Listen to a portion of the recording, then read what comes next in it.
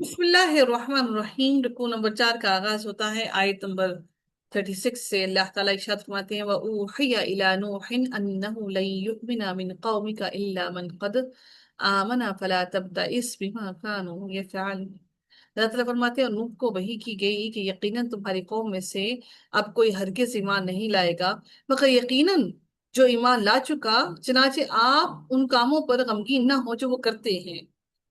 اب یہ ہوا کیا کہ سیدنا ابن عباس کا بیان ہے کہ نوح علیہ السلام کی قوم والے آپ کو اتنا مارتے تھے کہ آپ گر پڑتے تھے اور مردہ سمجھ کر لبادہ میں لپیٹ کر گھر ڈال جاتے تھے، ان کے گھر کے آگے ان کو چھوڑ کے چل جاتے اور خیال کرتے تھے کہ نوح مر گئے ہیں۔ مگر آپ علیہ السلام پھر دوسرے دن آ کر لوگوں کو اللہ تعالیٰ کی طرف بلاتے۔ ایک روایت میں ہے کہ ایک بوڑھا آدمی لاٹھی کے سہارے اپنے بیٹے کے ساتھ جا رہا تھا۔ اس نے اپنے بیٹے سے کہا کہ اس دیوانے بوڑھے کے دھوکے میں نہ آنا۔ اس کے بچے نے کہا ابا جی ذرا مجھے لاٹھی دیجئے۔ پھر اس سے سیدنا نوح علیہ السلام کے سر پر اتنا مارا کہ زخمی کر دیا۔ اس کے بعد سیدنا نوح علیہ السلام پر پھر وہی اللہ تعالیٰ نے یہ نازل کی۔ کیا نازل کی؟ اللہ تعالیٰ نے نازل کی وَأُوحِيَ إِلَى نُوحٍ أَنَّهُ لَن يُؤْمِنَ مِن قَوْمِكَ إِلَّا مَن قَدْ آمَنَ فَلَا تَبْتَئِسْ بِمَا كَانُوا يَفْعَلُونَ۔ آپ ان کے کاموں پر غمگین نہ ہوں جو وہ کرتے ہیں۔ رب العزت نے حضرت نوح علیہ السلام کو تسلی دی کہ آپ غم نہ کریں، ان کے برے اعمال کی پرواہ نہ کریں۔ اللہ تعالیٰ نے ان کے لیے ایسے عذاب کو مقدر کر دیا ہے جو ان سے ہرگز ٹلنے والا نہیں ہے۔ سوچئے اس بات کو کہ کتنی بڑی بات ہے یہ، کہ کتنی بڑی بات ہے کہ انہوں نے اتنی تکلیفیں سہنے کے باوجود بھی انہوں نے اللہ تعالیٰ کے دین کو نہیں چھوڑا۔ یہ ہمارے لیے بہت بڑا سبق ہے اس کے اندر۔ پھر اللہ تعالیٰ نے فرمایا وَاصْنَعِ الْفُلْكَ بِأَعْيُنِنَا وَوَحْيِنَا وَلَا تُخَاطِبْنِي فِي الَّذِينَ ظَلَمُوا إِنَّهُمْ مُغْرَقُونَ۔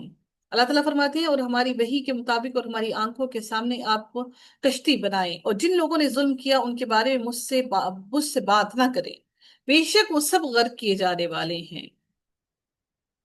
آیون جو لفظ ہے آیوننا، یہاں پر جو لفظ استعمال کیا گیا ہے، رب العزت نے حضرت نوح علیہ السلام کو حکم دیا کہ ہماری ہدایت کے مطابق، ہماری حفاظت پہ، ہماری مرضی کے مطابق کشتی بناؤ۔ اللہ تعالیٰ نے تمام چیزوں کو ان کو بیان کیا کہ ایسے ایسے ایسے ایسے ایسے کھولنا ہے۔ آیون جو ہے آئین کی جمع ہے، تعظیم اور مبالغہ کے لیے استعمال کیا جاتا ہے، نہ کہ کثرت کے لیے۔ اور آئین یعنی آنکھ بھی اللہ تعالیٰ کی صفات میں سے ایک صفت ہے جس کی کیفیت ہم نہیں جانتے، لیکن اس پر ایمان لانا واجب ہے، یعنی ہماری نگاہوں کے سامنے، آنکھوں کے سامنے۔ تورات کے مطابق اس کشتی کی لمبائی 3 ہاتھ، چوڑائی 50 ہاتھ اور اونچائی 30 ہاتھ تھی، اور اس کے 3 درجے یا منزلیں تھیں، اور اس میں روشن دان اور دروازے اور کھڑکیاں اور کوٹھریاں تھیں، اور باہر ان کے زنجیریں لگائی گئی تھیں، گویا یہ موجودہ دور کے لحاظ سے ایک درمیانہ درجے کا بحری جہاز تھا جسے بنو نوح انسان کی پہلی تاریخ میں سیدنا نوح علیہ السلام نے غالباً پہلی بار بنایا تھا، اور اس کے بنانے کا طریقہ اللہ تعالیٰ نے بذریعہ وحی نازل کیا۔ تو اللہ تعالیٰ نے فرمایا وَلَا تُخَاطِبْنِي فِي الَّذِينَ ظَلَمُوا، اور جن لوگوں نے ظلم کیا ان کے بارے میں مجھ سے بات نہ کریں۔ دیکھو ظالموں کے بارے میں یعنی ان کی ہلاکت کے متعلق مجھ سے بات نہ کرنا۔ اللہ تعالیٰ نے فرمایا کہ ان کو غرق کرنا ان کی تقدیر میں لکھ دیا گیا ہے۔ وَيَصْنَعُ الْفُلْكَ وَكُلَّمَا مَرَّ عَلَيْهِ مَلَأٌ مِّن قَوْمِهِ سَخِرُوا مِنْهُ، اور نوح کشتی بتاتا رہا، اور جب بھی اس کی قوم کے سردار بناتا رہا، اور نوح کشتی بناتا رہا جب بھی اس کی قوم کے سردار اس کے پاس سے گزرتے تو اس کا مذاق اڑاتے، کیونکہ اس کے آس پاس کہیں پر بھی پانی نہ تھا، وہ مذاق اڑاتے رہتے۔ اس نے کہا کہ اگر تم ہم سے مذاق کرتے ہو تو یقیناً ہم بھی تم سے مذاق کریں گے جیسا کہ تم مذاق کر رہے ہو۔ سیدنا نوح علیہ السلام اس پر ہنستے کہ یہ لوگ بجائے اس کے کہ ایمان اور اطاعت کے ذریعے عذاب الہی سے بچاؤ حاصل کرے، الٹے کفر اور معیشت پر یعنی کہ اللہ تعالیٰ کی نافرمانی پر اصرار کر کے اور خدائی نشانات کا مذاق اڑا کر عذاب کو دعوت دے رہے ہیں۔ اور یہ بھی ہو سکتا ہے کہ نوح علیہ السلام کی جواب کو انہوں نے جواب پر انہوں نے مزید مسخر اڑایا اور ہنسنا شروع ہو گئے۔ अल्लाह ताला ने मज़ीद अगली आयत में इरशाद फरमाया, फसौफ तअलमून मन यअतीहि अज़ाबुन युख़ज़ीहि व यहिल्लु अलैहि अज़ाबुन मुक़ीम। अल्लाह ताला फरमाते हैं, सो जल्द ही तुम जान लोगे कि कौन है जिस पर ऐसा अजाब आता है जो उसे रुस्वा कर देगा, और दायमी अजाब किस पर उतरता है। यानी मुकीम, दायम रहने वाला, कायम रहने वाला अजाब जो उनको मुकम्मल तौर पर निस्तो नाबूद कर देगा। हत्ता इज़ा जाअ अमरुना वफारत तन्नूर कुल नहमिल फीहा मिन कुल्लिन ज़ौजैनी मिन मिन कुल्लिन ज़ौजैन इस्नैन व अहलका इल्ला मन सबक़ अलैहिल क़ौलु व मन आमन। अल्लाह ताला फिर मजीद फरमाते हैं कि हत्ता कि जब हमारा हुक्म आ गया और तन्नूर उबल पड़ा। उनको कहा गया था, उनको ये निशानी दी गई थी कि उनका तन्नूर जिसमें से वो सालन बनाते थे, चूल्हा है, उसमें से पानी, सबसे पहले उसमें से पानी निकलेगा। तनूर उबल पड़ा, हमने कहा उस कश्ती में हर चीज का जोड़ा, नर और मादा दोनों को सवार कर लो। अच्छा, इसके बारे में मुख्तलिफ रवायात आती हैं। कुछ कहते हैं कि अल्लाह ताला ने उनको ऐसी तारीख, ऐसा उनको कि वो सारे के सारे जानवर जो है वो सो गए, और जितने भी वो उसके अंदर जानवर उन्होंने रखे थे, और हर हर जानवर का, यानी कि हर चरिंद परिंद का अल्लाह ताला ने उनको कहा कि इसमें जोड़ा रख लो। इसका मतलब ये है कि सैलाब इतना ऊंचा था कि दरख्तों को भी, हालांकि परिंदे तो ऊंचे ऊंचे दरख्तों पर होते हैं ना, तो यानी कि सब कुछ खत्म हो गया। अल्लाह ताला ने इसलिए कहा कि हर हर एक का जोड़ा जोड़ा रख लो, ताकि बाकी जमीन पर, रूए अर्ज पर अल्लाह ताला की फिर दोबारा से उनकी नस्ल चले। हर जानदार का उन्होंने एक एक जोड़ा अपने कश्ती पर सवार कर लिया। अब सोचिए कि वो कितना बड़ा बहरी जहाज हुआ होगा जिसमें हर जानवर का एक एक जोड़ा उन्होंने रख लिया। अल्लाह ताला ने फरमाया कि हमने कहा इस कश्ती में हर चीज का जोड़ा, नर और मादा दोनों को सवार कर लो। व अहलका इला मन सबक़ अलैहि अलैहिल क़ौलु व मन आमना वमा आमना आमन माअहु इल्ला कलील। अल्लाह ताला फिर फरमाते हैं कि हमने कहा इस कश्ती में हर चीज का जोड़ा, नर और मादा दोनों को सवार कर लो, और अपने घर वालों को भी, मगर जिनके मुतल्लिक पहले बात हो चुकी है, और उन्हें भी सवार कर लो जो ईमान लाए। यानी कि जिनके मुतल्लिक क्या बात साबित हो चुकी है कि ये ईमान नहीं लाएंगे, अल्लाह ताला ने कहा कि उनको भी सवार कर लो जो ईमान ले आए। वमन आमना, और फिर अल्लाह ताला ने फरमाया कि और उस पर थोड़े लोगों के सिवा कोई ईमान नहीं लाया। बहुत ही कलील, कलील यानी कि कलील का मतलब होता है जैसे आटे में नमक के बराबर, बहुत ही कलील लोग ईमान लेकर आए। फिर अल्लाह ताला ने फिर मसीह अगली आयत में इरशाद फरमाया, वक़ाल इरकबू फीहा बिस्मिल्लाहि मजरेहा व मुरसाहा। अल्लाह ताला ने फरमाया, और नूह ने कहा कि सवार हो जाओ इसमें अल्लाह ताला के नाम से, इसका चलना भी है और इसका ठहरना भी है। यानी अल्लाह ताला के नाम से ही इसका चलना और ठहरना है। यानी अल्लाह ताला ही इसको चलाएगा भी, और मेरा रब ही इसको रोकेगा भी। अल्लाह के नाम से ही इसका चलना भी है और इसका ठहरना भी है।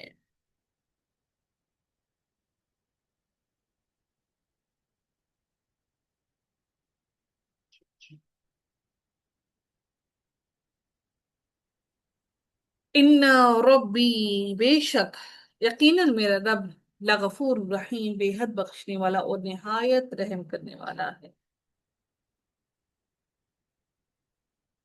अल्लाह ताला ने सूरह अल कमर में फरमाया, और नूह को हमने कीलों और तख्तों वाली कश्ती पर सवार कर दिया जो हमारी आंखों के सामने चलती रही। ये था बदला उस शख्स के लिए जिसका इनकार किया गया, यानी कि जिसका मजाक उड़ाया गया, जिसका मुसक्कर उड़ाया गया।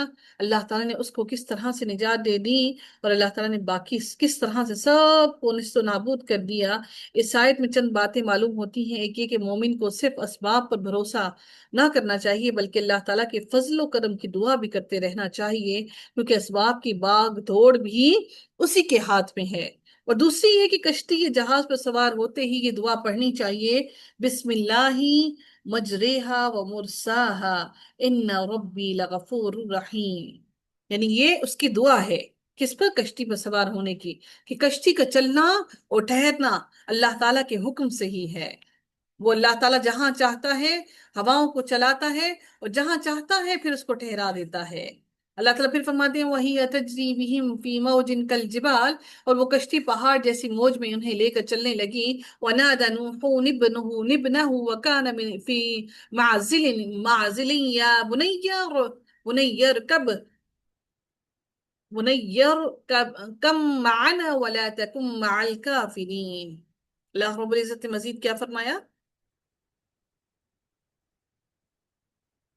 اور وہ کشتی پہاڑ جیسی موج میں انہیں لے کر چلنے لگی، اور نوح نے اپنے بیٹے کو پکارا. یعنی اب سوچے کہ پہاڑوں، آج کل ہم سیلاب دیکھتے ہیں نا، تو سیلاب ابھی اتنا نہیں آیا کہ وہ پہاڑوں کی جیسے بلند ہو.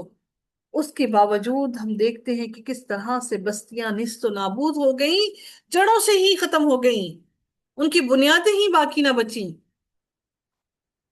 کہ ہر ہر پاؤں کے نیچے ایک ایک گھر، پورا پورا گھر موجود تھا.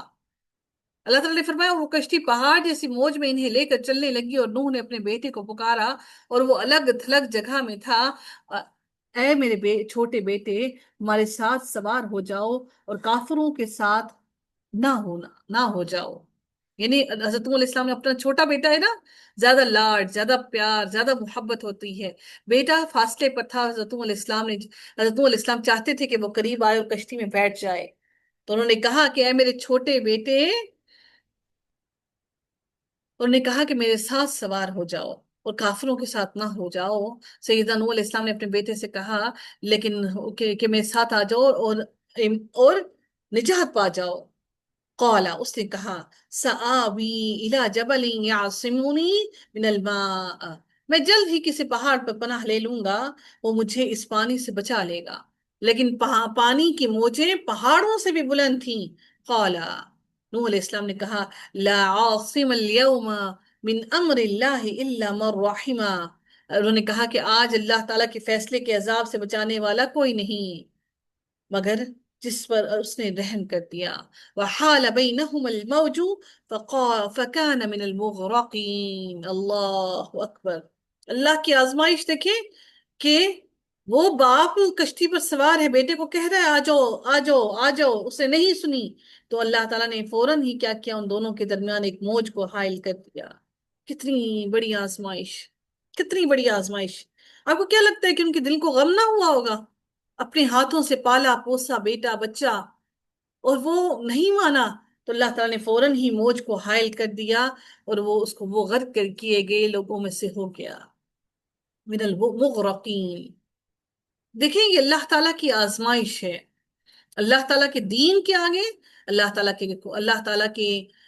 تعالیٰ نے جو ایمان ہمیں عطا کیا، اس کے آگے کوئی چیز حائل نہیں ہو سکتی. تو خدارا اپنی اولاد کے لیے، اپنی آنے والی نسلوں کے لیے محنت کیجئے، کوشش کیجئے. صرف دنیا تک محدود مت رہیے. دنیا کا علم صرف پیٹ کو بھرنے کے لیے ہے، جبکہ آخرت دائمی ہے. کیا ہم نے اپنی اولاد کی آخرت کے لیے تیاری کی ہے؟ وَقِيلَ يَا أَرْضُ ابْلَعِي مَاءَكِ وَيَا السَّمَاءُ أَقْلِعِي وَغِيضَ الْمَاءُ وَقُضِيَ الْأَمْرُ وَاسْتَوَتْ عَلَى الْجُودِ وَقِيلَ بُعْدًا لِلْقَوْمِ الظَّالِمِينَ. اور کہا گیا کہ اے زمین اپنا پانی نگل جا. جب وہ سارا کچھ ختم ہو گیا تو اللہ تعالیٰ نے کہا زمین کو کہ اے زمین اپنا پانی نگل جا. وَيَا السَّمَاءُ وَيَا السَّمَاءُ، اور اے آسمان اقلعی، تھم جا. وَغَيْضَ الْمَاءُ، اور پانی نیچے اتار دیا گیا. وَقُضِيَ الْأَمْرُ وَاسْتَوَتْ عَلَى الْجُودِ، اور وہ جودی پر جا ٹھہری. کون؟ وہ کشتی جا کر جودی پر جا ٹھہری، اور کام تمام کر دیا گیا. وَقُضِيَ الْأَمْرُ وَاسْتَوَتْ، اور وہ جا ٹھہری کہاں پر؟ عَلَى الْجُودِ، جودی پہاڑ پر. وَقِيلَ بُعْدًا لِلْقَوْمِ الظَّالِمِينَ، اور اللہ تعالیٰ کہتے ہیں کہ دوری ہے ظالم لوگوں کے لیے. عبد الرحمن بن خلدون نے لکھا ہے کہ اہل علم کا اتفاق ہے کہ طوفان کی وجہ سے زمین پر رہنے والے سبھی لوگ ہلاک ہو گئے تھے، اور جو مسلمان نوح علیہ السلام کے ساتھ کشتی میں سوار ہوئے تھے ان کی بھی کوئی اولاد نہیں ہوئی. صرف حضرت نوح علیہ السلام کے تینوں بیٹوں سے نسل چلی، اسی لیے نوح علیہ السلام کو آدم ثانی کہا جاتا ہے. سمجھ آئے آپ لوگوں کو کہ صرف نوح علیہ السلام کی اولاد میں سے آگے کی نسلیں چلی. ونادى، اللہ تعالیٰ پھر فرماتے ہیں ونادى نوح ربه فقال ربي إن ابني من أهلي وإن وعدك الحق وأنت أحكم الحاكمين.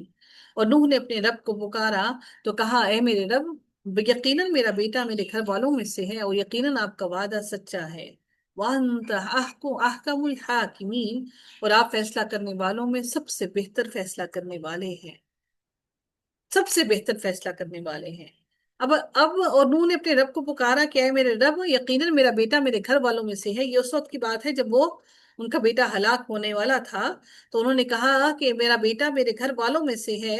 وَإِنْ وَعَدَكَ الْحَقَّ، تو اور بلا شبہ آپ کا وعدہ سچا ہے اور آپ فیصلہ کرنے والوں میں سب سے بہتر فیصلہ کرنے والے ہیں. حضرت نوح علیہ السلام نے یہ بات اس لیے کہی کہ اللہ تعالیٰ کا وعدہ سچا ہے کہ میرے اہل خاندان کو بچایا اور بیٹا خاندان والوں میں سے ہے. لیکن خاندان کے لیے انہوں نے کیا کہا؟ اللہ تعالیٰ پھر فرماتے ہیں وقال، اللہ تعالیٰ نے فرمایا یا نوح انہ لیس من اہلک، اللہ تعالیٰ نے فرمایا اے نوح، یقیناً وہ تیرے گھر والوں میں سے نہیں. کون؟ جو ایمان نہیں لایا. اہل کون ہوتے ہیں؟ جو آپ کی بات سننے والے، آپ کی اتباع کرنے والے، اس دین پر چلنے والے ہوں. انہو عمل غیر صالح، اللہ تعالیٰ نے پھر ان کے دل کو تسلی دیتے ہوئے ان کو کہا بے شک وہ تو ایسا عمل ہے جو اچھا نہیں. فلا تسألنی ما لیس لک به علم، تو اللہ تعالیٰ نے ان کو کیا جواب دیا؟ اللہ تعالیٰ نے کہا لہٰذا مجھ سے ایسا سوال نہ کرو جس کا تمہیں علم نہیں. انی اعیذک ان تکون من الجاہلین، تو بلا شبہ میں تمہیں اس سے نصیحت کرتا ہوں یہ کہ تم جاہلوں میں سے نہ ہو جاؤ. کتنی اہم ترین بات ہے. کیا ہمیں خوف نہیں اٹھانا چاہیے؟ کیا ہمیں ڈرنا نہیں چاہیے اپنی اولاد کی ہدایت کے لیے؟ کیا اللہ رب العزت سے بار بار دعا نہیں کرنی چاہیے کہ میرا رب ہماری اولاد کو ہدایت نصیب فرما دے؟ پھر میرے رب نے پھر فرمایا قال ربی انی اعوذ بک ان اسألک ما لیس لی به علم. نوح علیہ السلام نے کہا اے میرے رب، قال ربی انی اعوذ بک، اے میرے رب بلا شبہ میں آپ کی پناہ میں آتا ہوں، ان اسألک، کہ میں آپ سے اس بات کا سوال کروں ما لیس لی به علم، کہ جس کا مجھے کچھ علم نہیں. وَإِلَّا تَغْفِرْ لِي وَتَرْحَمْنِي اور اکم من الخاسرین، اور انہوں نے کیا کہا کہ جس کا مجھے کچھ علم نہیں، اور اگر آپ نے مجھے معاف نہ کیا اور مجھ پر رحم نہ فرمایا تو یقیناً میں خسارہ اٹھانے والوں میں سے ہو جاؤں گا.